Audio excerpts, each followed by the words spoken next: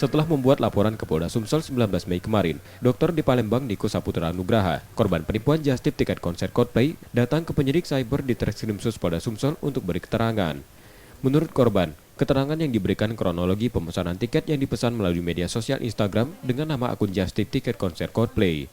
Korban memesan sebanyak 2 tiket cat 1 dengan total 12 juta lebih.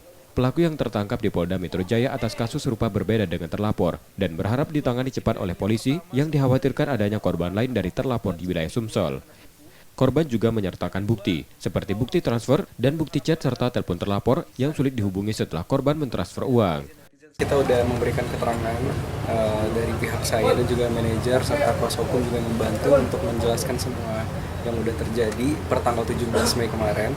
Tinggal kita menunggu hasil dari dalam dulu gitu. Yang penting semua keterangan sesuai dengan cerita yang saya sempat viralkan juga di video di akun sosial media saya juga. Yang tertangkap beda. Kalau kita di Instagram kalau nggak salah itu di Twitter ya. Twitter. Ya. Tapi udah disounding sama penyidik nggak ada keterkaitan. Nggak ada keterkaitan kalau itu. Dengan kasus yang kita alami. Betul, beda soalnya beda orang, beda just tip-nya juga.